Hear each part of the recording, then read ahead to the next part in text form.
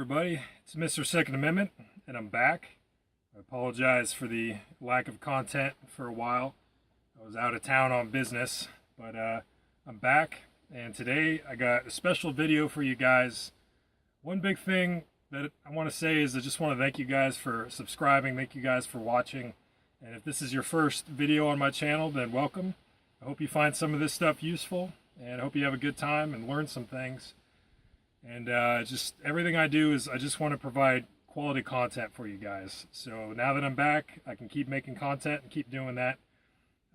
Today we're doing a Beretta M9, M92 series video.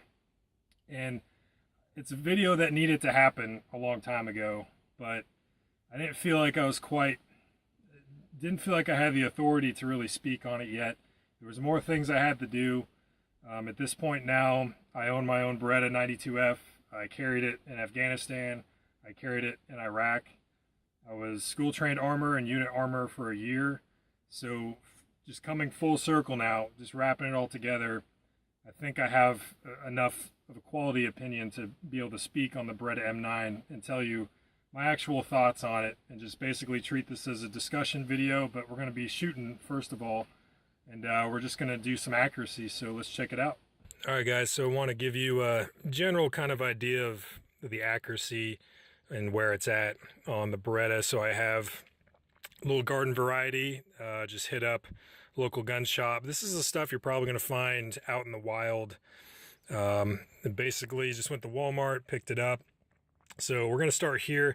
This is Winchester 124 grain. Just standard ball, full metal jacket. This is actually the ammunition that the pistol was made for. All right, so I don't think a lot of people necessarily realize, but 124 grain 9mm NATO, that is the standard NATO ball round. And that is all the ammo that I've ever been issued on a 9mm range or in country is the 124 grain Winchester produced. So this is about as close as we're going to get. This is exactly what we get with a military standard load. And that's what the gun was designed to shoot. But most of you guys are probably going to be picking up 115 grain, just FMJ target ammo. So I got that represented here. This is some Winchester 115 grain target ammo. So we're going to see if there's any difference there. Moving on, we got some Remington UMC 115 grain full metal jacket. So I generally like to shoot brass cased out of my Beretta. Just seems to shoot a little bit cleaner as brass cased ammo typically does, just on a quality standpoint. But that should be a pretty decent group, or a pretty decent setup. Also have some, this is Federal brass cased 115 grain. So we're going to do a little, each of these types of ammo, we're going to do a little five shot group so you can see what is going on. And then out of the random mystery weirdo bag, I found some, just to give you a little comparison. These are 147 grain. I believe these are, yeah, the Remington jacketed hollow points. So this is not going to be a comprehensive reliability or accuracy test, but just to kind of give you an idea of what is going on across some common types of ammo that you guys are probably out there shooting. And no judgment, we're just going to kind of go down a little bit on the scale. Got some Federal aluminum cased 115 grain. So that's kind of middle of the road. Actually seems to do generally pretty well when I buy it. It's pretty cheap. You guys are probably out there shooting it. And then I'm not going to say the bottom of the barrel, but towards the other end of the spectrum, kind of going down more, we got the Winchester USA forged. I've shot quite a bit of this out of my M9. Doesn't seem to give me any problems. That's the 115 grain. They did have a box of Tula, but it was a 100 pack, and I'm going to be honest, I didn't want to spend any money on that, but especially 100 rounds of it, so I passed up on it. So hopefully the Winchester USA forged kind of stands in for your steel cased. But between all this ammo here, you should get a good representation of what the Beretta is going to do for you in terms of just accuracy, and I don't expect we're going to have any reliability issues here. So let's get to it.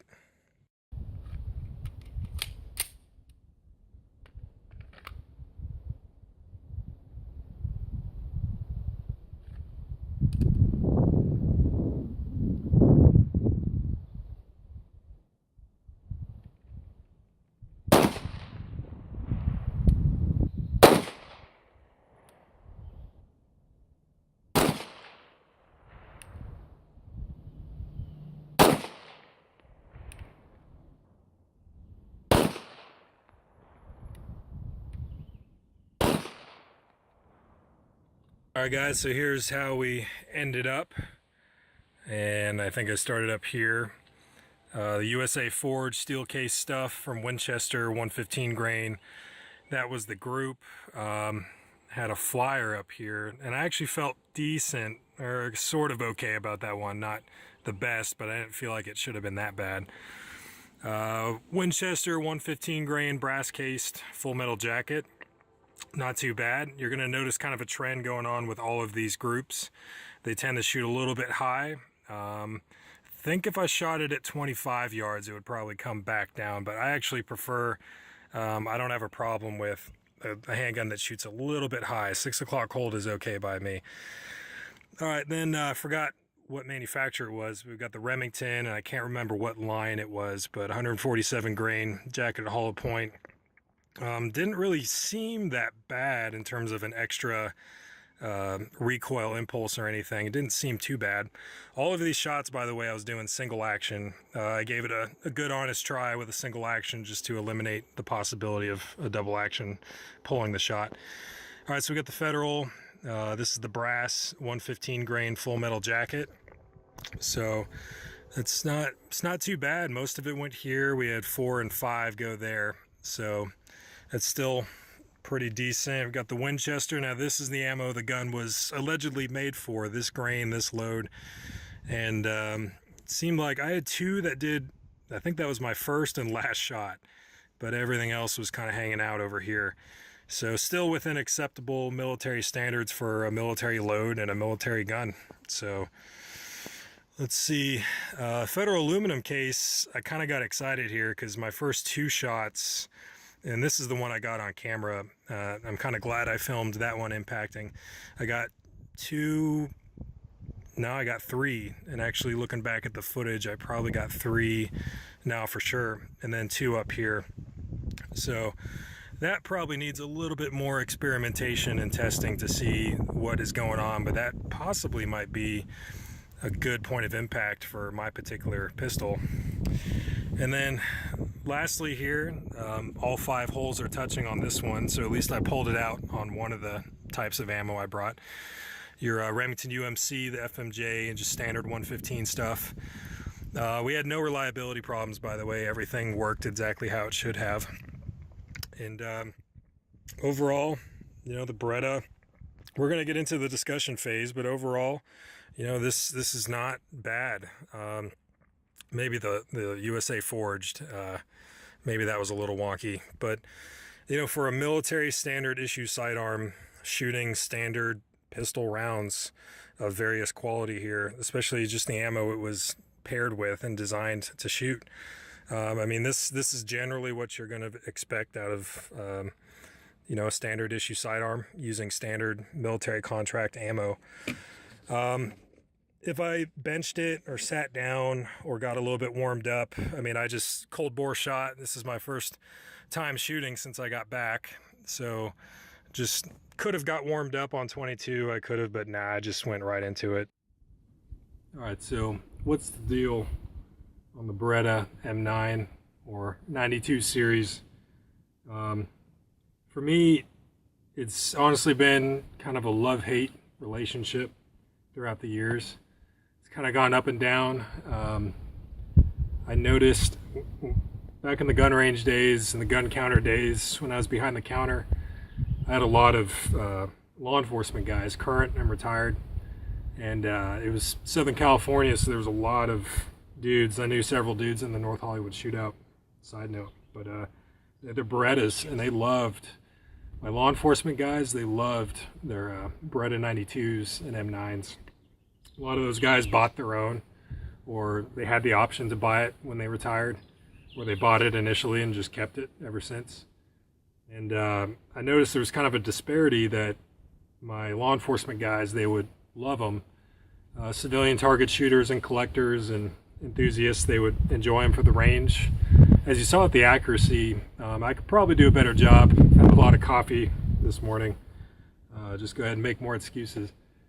But target shooting, they are a fun gun to shoot for target. Home defense, some people still, you know, they'll get the M9A1 that has the rail so they could put a light on it if they're going to use a pistol for home defense. Some guys still do it. But I noticed a lot of my current or former military dudes that would come in, DD-214 crew, and they didn't want to see it. They didn't want to touch it. They wanted nothing to do with it. They just didn't like it. And I think kind of coming full circle now, or at least seeing kind of a bigger piece of the pie, just a bigger size of the picture. I can see, because you know, anything in military use is going the way that you and I buy guns in our private life as civilians is not the way that Uncle Sam buys guns. And with government procurement, there's a lot of politics, budgeting, price. They put out RFIs and solicitations. Different manufacturers rush to meet that. There's a little bit of politics involved. There's a little bit of red tape. There's a list of things we want and don't want, and manufacturers are either going to throw something I already have in there and maybe tweak it a little bit, or have to reinvent the wheel and throw out something into the contract or into the competition totally new. So I'm not really going to get into that side of it. But the way that Uncle Sam buys guns or anything is not the way that you and I would do it. And what we do with the weapons that were issued and the weapons that are on our property and inventory, the guns that we have, they get beat to hell. And there's a lot of you start getting into the weirdo zone when you start thinking about the operator himself. You know, is he taking care of the gun? Is he looking for stuff on the gun? Is he properly PMCSing the gun, 2404ing the gun? You know, and that's an individual check that the operator should be doing. Your unit armorer. Is your unit armorer a dude who's about to get chaptered out of the Army? Is he about to get kicked out? Does he care? Is he broken and he just doesn't care about anything? Maintenance schedules. Are they following, you know, the quarterlies and annual maintenance? And are those guns making it down to armament? How's your brigade support battalion looking like? Are they on their shit? Are they not? You know, your XO coming after different pieces of property that need to be inventoried, stuff that needs to be taken down to armament. There's a lot of moving pieces here in the giant supply chain. So what I'm getting at is I can understand why military dudes, why we might walk away from service with a bad rap on the M9, because some of that stuff is not being done properly. The training, the handgun training in general and instruction is not good, needs improvement. The taking care of the guns, getting stuff maintained and fixed.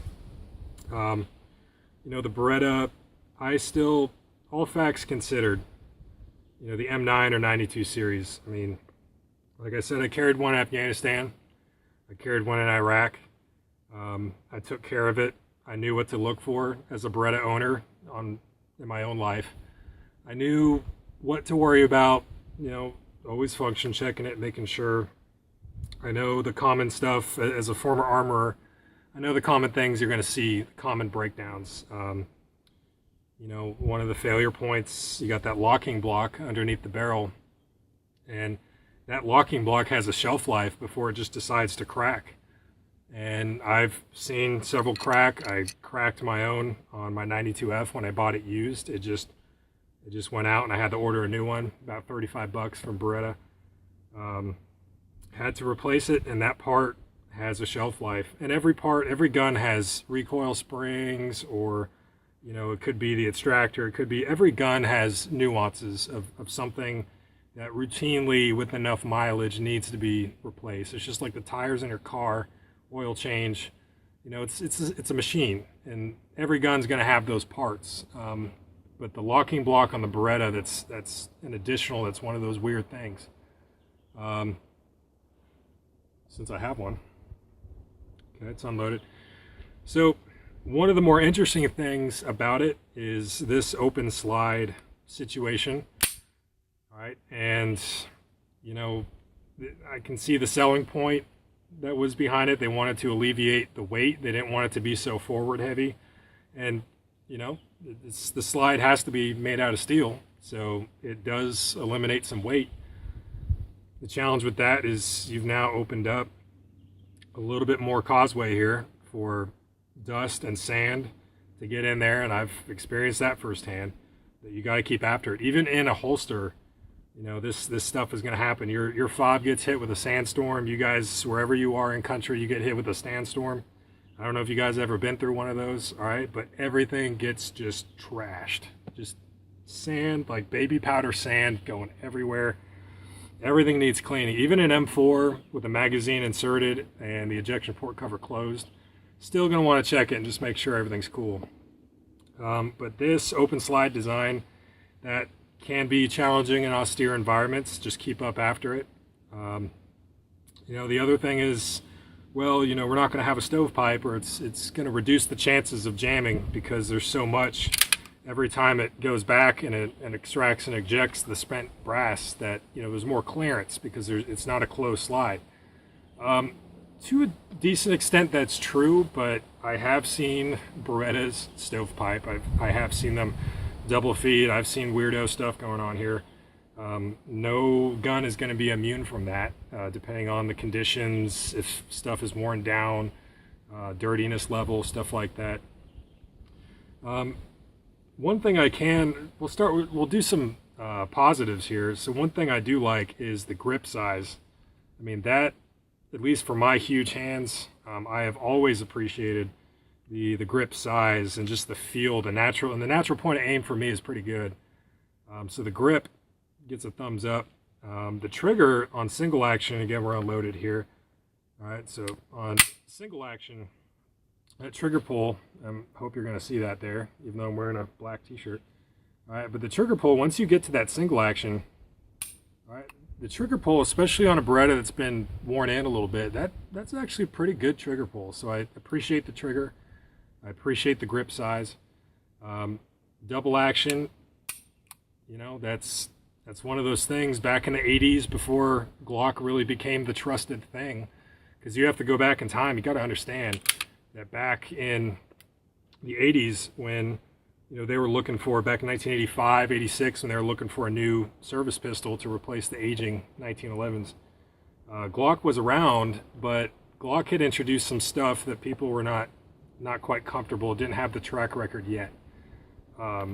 People were not, it was kind of coming out of left field. The polymer frame, you had something that was a safe action, and we're coming from an era of law enforcement using double single action revolvers, 686s and stuff like that. We got the military still hooked on the 1911, you know, exposed hammer, single action only, manual safety. So I think Glock was kind of taking that leap, and I think it was probably too much too soon. Again, going back to the politics of procurement, and it looks like, you know, don't want to rub salt in the wound, but it looks like Glock got hit by that just recently with the Army announcement on the new service pistol. But anyway, going back to the Beretta, you know, it's not a totally terrible gun. If the gun everything is working as it should be, it's being maintained at the operator and unit level, it's being maintained at the battalion support level, and the armor is doing his stuff, the operator is actually checking and making sure it has oil and making sure it's okay and taking care of it after a sandstorm or after something bad that he cleans it out, and everything's being taken care of, you know, this is not this is not horrible at all. Something that made things pretty bad, especially for the military crew, is back in the early GWAT, you know, early Iraq days and stuff, the U.S. Army contracted out third-party magazines for the Beretta, and we still have those magazines floating around, and they were brand new, Parkerized, like really fine sandpaper, scratchy kind of finish. You guys know what I'm talking about, and that is not what you want. Beretta, actually, if I recall right, Beretta said, no, you really don't want to use these types of magazines, don't do it. And budgeting, again, procurement and solicitation and buying stuff, it happened. A lot of it happened. We're talking a lot of magazines were purchased, and those mags are getting just tripped up in that sand. What you want is the glossy, smooth, the nice magazines, and I purchased several. I've taken them overseas every time, just because you are going to increase the chances of reliability if you're using the right magazines for the gun. That's just kind of common sense. So that in part probably devastated the reputation of the Beretta with a lot of my dudes here. If you take care of it, you're using the right mags, mil contract, 124 grain, NATO spec ammo is just fine. If you're using good ammo, good magazines, everything is being taken care of. The operator is actually caring about it and inspecting it and checking it, making sure it's good. I still believe the Beretta is not a terrible military sidearm, and I'll tell you, there are some handguns, there are some firearms, some sidearms that if I saw, for example, like a law enforcement officer, I'm going to go ahead and put this down. I'll bring it back because there's one other thing I got to talk about. But if I was just out in public and I saw a civilian cop just had some guns, there's some types of guns out there. If I saw that in his holster, his or her holster, I'd be like, man, what are you doing? There's certain guns out there that if I saw a cop carrying it, I'd be like, man, I don't know what your department is doing trying to field that gun. That is crazy. The Beretta 92 M9 series is not one of those guns. If I saw, even to this day, right now, if I saw a law enforcement officer walking around with a Beretta M9 or 92, I wouldn't be like, I think it would be a cool choice, an interesting kind of nostalgic choice, and maybe that guy is like some old school 90s era cop that just insists on carrying that gun his whole career. He just loves it, whatever. But I wouldn't think he's crazy. Like, I think the M9, the 92, it still has value. It still is a competent system. You just got to do those things. Make sure the maintenance, all right, keep checking after it, take care of it. If you're going to take it to an austere environment, you're going to have to worry about that open slide. You're going to have to worry about an exposed hammer, and make sure nothing gets in the way between the hammer and the firing pin or the striker when you're trying to make shots happen. And that's another thing, bringing it back, I didn't want to forget, probably my number one gripe, my number one complaint with the Beretta M9 or 92 series is the double single action setup. The fact that it is double single action and how Beretta achieved it on the 92 series. We have things like Glock and M&P and the SIG 320 and just a whole host of safe action guns. But you have to understand, back in the 80s, when it was in that time frame, we were going from a 1911 single action exposed hammer manual safety, and we were trying to move into the future. And the next step, kind of on the rung, the next rung on the ladder was moving to something. They wanted a gun where you could have it in the holster with a round in the chamber and it was ready to go. And if you need it, you pull it out, you unholster it, you present it, and you just point and shoot. You start shooting. And you don't need to flip any manual safeties like a 1911. You don't have to do any weird stuff. You just pull it out of the holster and go. And at the time, the most trusted, or I guess acceptable, or they were willing to go to the point, okay, the best way, the only real way that we can trust to get that done is with a double single action. And look at Beretta's competition back then. The main competition towards the end was the SIG. It was the 229, 226 platform. Both of these guns are double single action. That was kind of the next rung on the ladder. So the way that it's supposed to work is you insert the magazine, go ahead and chamber that round, and then flip it on fire, and then you go ahead and holster it. And this is how it sits in the holster until you need it. And the second you need it, you pull out, and that first trigger pull, and again, chamber check. All right, so that first trigger pull, you pull it out of the holster and you need to use it. That first trigger pull, you got that double action. Of course, you got that long, hard pull. All right, and then once you've shot it, now everything is single action. All right, and forgive my crazy grip right now. I'm not shooting, okay? I'm just trying to show you guys what's going on. So now I just let off, resets decent, and now everything after that is single action. All right, but that first initial shot, back again, remembering the time, back then, that was the way to do it. That was the way that you would achieve that, is to have a gun that was in the holster ready to go. And you pull it out and you can just start shooting immediately. You don't have to take it off safe or If you're doing some really unrecommended weirdo stuff like a 1911, putting the hammer down on a full chamber, which I don't recommend. I'll do a video on that. You know, there's nothing you have to do. Pull it out, start shooting. And the way to achieve that was double single action. So I get it for the time. What that means for the operator, for the user, for you, is if you're going to be using this overseas, or if you're still a law enforcement officer that's carrying it, or you're a private citizen in your home, or whatever the case may be, you're going to have to practice for two very different trigger pulls. That is something inherently I don't like, whether it's a SIG, whether it's an H&K, no matter what it is. If it's double single action, especially with what we have these days, I'm not a fan. You know, life doesn't have to be that way, all right? Because you got to worry about that really hard, tough, long double action trigger pull, and then everything after is single action. But that is something you must train for, especially if the first shot of the engagement might be the most important shot of the whole thing. It might be the only shot you got. So training dudes on how to deal with that's why I bought my own Beretta a while back, because I knew that if I really wanted to be successful and feel confident, I had to practice on my own time. You're not going to get that, at least out of the military, unless you do some tier 1 stuff.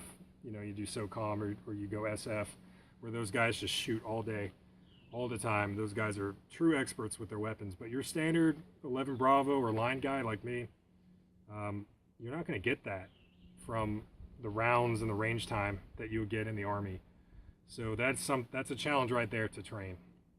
All right, and the second thing, probably worse, because I can deal with double single action that's workable with training. The thing I don't like is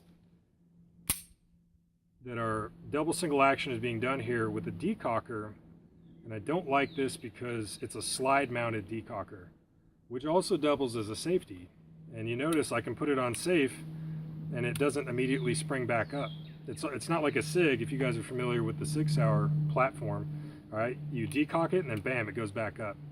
All right, now Beretta, I think it was the French military or the French police that requested that Beretta make a model that has a spring loaded. That's the G model. It's spring loaded on that. And you can convert it. You could bring your 92 FS or whatever you have. You could convert it and make it spring loaded. And the only reason why I have not done that yet is because I want to train with what I'm issued, so I'm stuck here. I would love to. Once we get 320s and I'm done training on this for work, I'm going to go ahead and put a spring loaded in this. But in the meantime, you got to make. Why is that important? Because right now I'm shooting and it can work. All right, and again, chamber check. All right, so right now I can shoot, everything's fine. Put it on safe, or accidentally it goes on safe. All right, dead trigger. It's not going to shoot. All right, and the challenge here is when I actually rack this. All right, and let's say I need to do some kind of remedial action. I need to manipulate the slide. All right, maybe in the moment I'm just going to grab this thing and, all right, and it naturally wants to go back on safe. So you kind of have to like do the pinch. You don't really want to be bear clawing because you got an open slide. So you got to like pinch and kind of do this weirdo stuff. All right, just to make sure you don't put it on safe accidentally. You don't want to be in a situation where you bump something and bam, it goes on safe or whatever the case. So this, I feel like it could have been executed better. This is probably my #1 complaint about the entire pistol right here. That makes it challenging for training. That makes it potentially lethal if you accidentally put it on safe or it went on safe.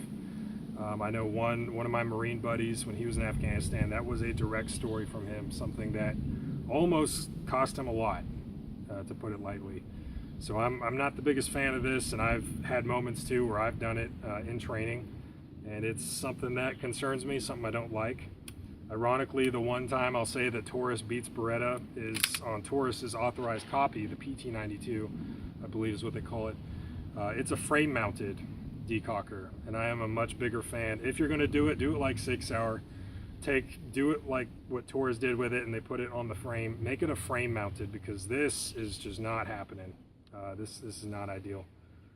But in terms of quality, if you keep it up, you maintain it, you keep after it, the Beretta is still a worthy gun if you're going to be training and making sure you get that double single action trigger pull, making sure you learn how to work with this weirdo zone.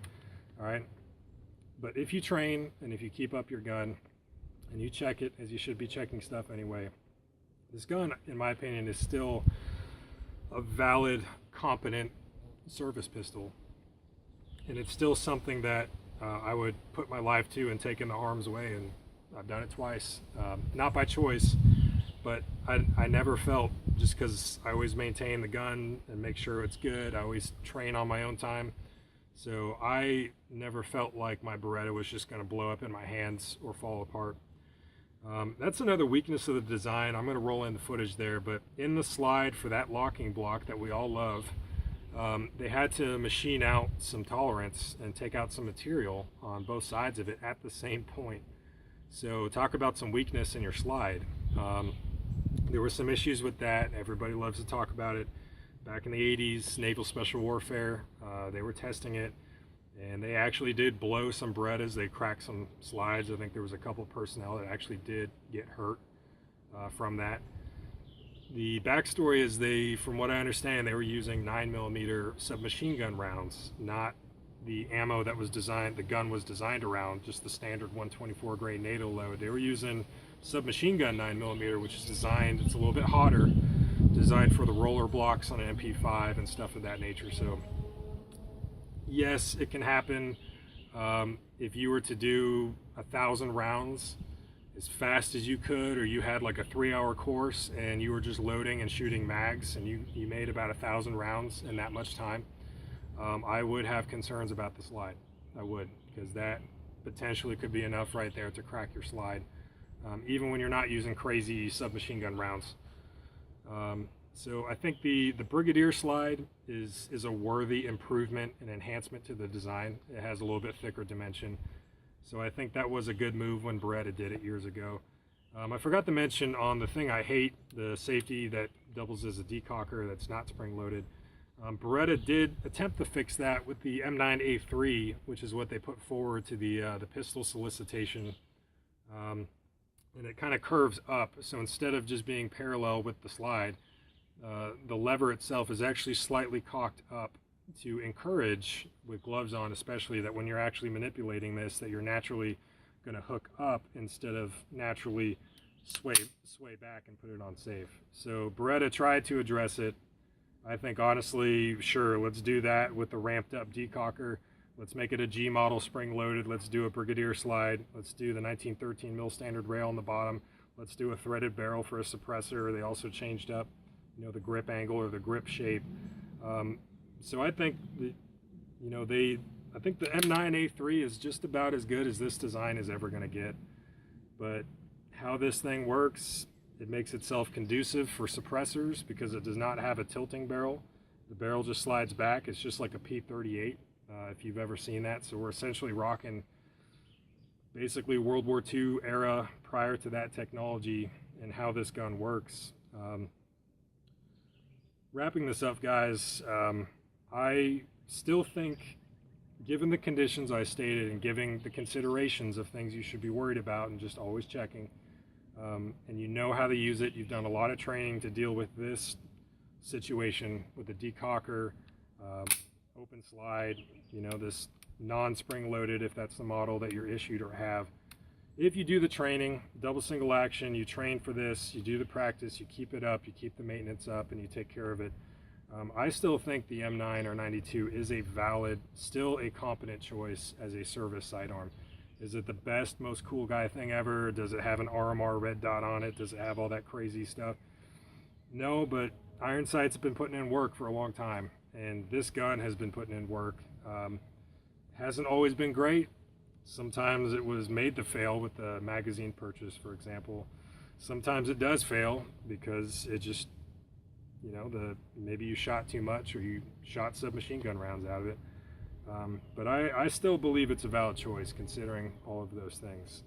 If I had, for my next deployment, or if I had to go into harm's way again and I was allowed to choose what sidearm I would take, I would not be rushing to grab my 92F or carry an M9 again.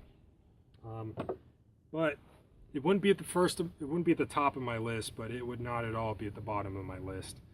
So for the time that it served, given ideal circumstances, if you set yourself up for success, I still to this day think it's a valid choice, or it's a competent choice. It's not going to get you killed in the streets, assuming you train and you make sure you train and you know the gun, just like any other gun. I recommend that for everybody. But the last thing I'll say is, you know, guns age, things age, and military use, things really age. So that's what happened to 1911, just needed to be replaced. It was aging, and some other factors. But the M9, most of them, the ones that we got, they're pretty beat up, and it's time to get replaced. I mean, stuff just keeps wearing down. So I hope you guys enjoyed this entire video. Sorry, it went a little bit longer than I expected. I just kind of threw it out there. I'm happy to own my 92F. It still is a really fun gun to shoot at the range. You guys saw the accuracy, and if I really got, well, once I get more warmed up, you know, I'll come out with some excuses here, but once I get more warmed up, it's going to be a lot better. But it's always fun to shoot steel with it, have fun with it. You know, it is not, I don't think you're crazy in 2018 to still be rocking a 92 series gun. So hopefully that kind of clarified my position on the M9, just kind of bring in some weird backstory there. But I really appreciate you guys being here. Thanks for watching, and stay tuned for more. I'm back.